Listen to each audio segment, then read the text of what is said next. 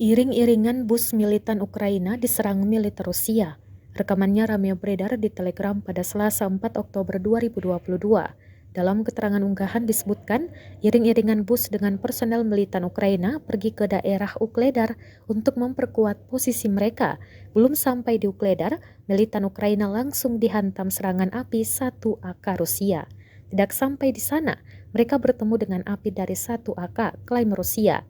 Tampak sejumlah kendaraan militan Ukraina terbakar dan hancur. Dan diketahui, perang di antara pasukan militer Rusia dengan Ukraina hingga Selasa 4 Oktober 2022 terhitung telah berlangsung selama 223 hari.